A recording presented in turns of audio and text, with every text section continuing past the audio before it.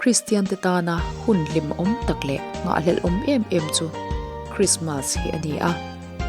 mun sang ranga cheng ten kan man dan po a in nang lo hle hlom om ve abikin mizo nu na chuan Krismas hian mun poimo tak mai achanga lima sela khopui le thingtlang lama Krismas kan lom dan te po a in nang lo le zela tun tuma hian thingtlang lama cheng ten Krismas an lom thin dan le an inbuatsaih dan kan en ho don ani tuna kan hmu ang hian chalai ten Krismas roi siam na tur thing an phur mek ani a hei hi tlang thing phur an ti china Krismas ma dewa an lo in phur lok china ti chuan an thing phur te chu ek phel le vekin a hun taka to thei turin an lo in buatsaih chin ani tlang thing phur na hian cho an fun china ti chuan hlim taka hun mangin he hun hi a hlimawm thei ang bera man an tum china heng zung hi thingtlang lama cheng te tan chuan Krismas urlok na inbuatsaih na vek ani a hun hlimawm tak ani vek ni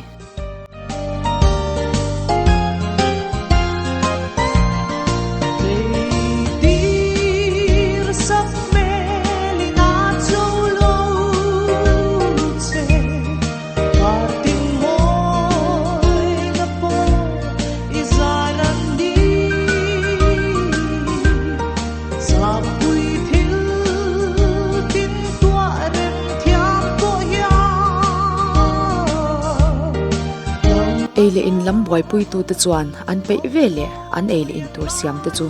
thingphur na hmuna chuan an vakal puya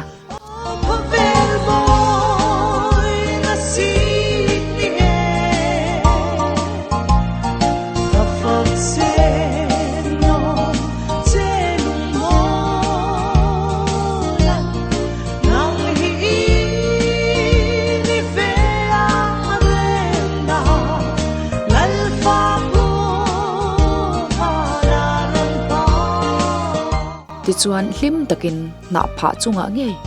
ruai an che khom loi ta thin ani he hun hi thalai te tan chuan anuam chin ema nau pangte nu le pa te pitar putar te po adu du akal thei veka hlim takin hun an mangza chin ani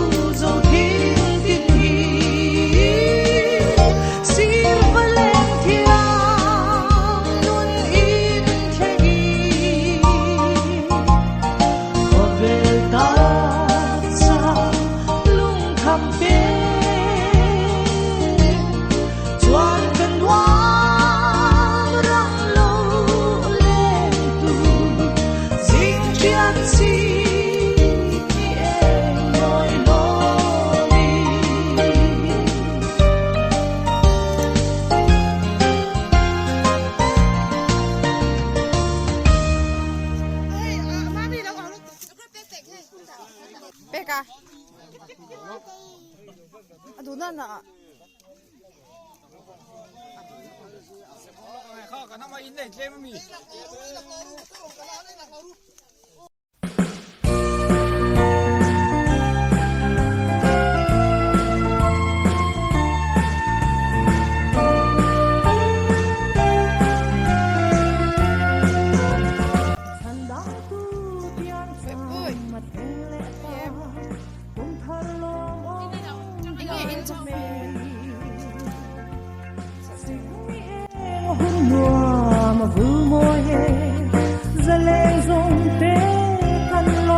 tlang thingphur hi na hau tak tak ani awangin chalai te kuta kaushanin anda china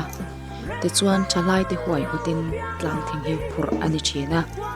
chalai te an ha thei ema kaushan tan chuan an engkim an ni tak meu ani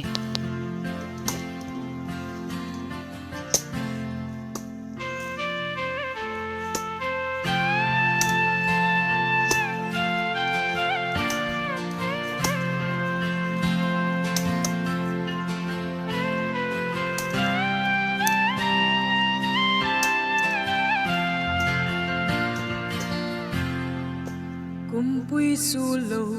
về in xích ni em ngồi alam lu sun pha te tan pham ngai ana hil thei chẳng se lim dài vô rin riang vai te lal pa bia ni ani ihimma iloma canta na nau piang lo mi van rau pui na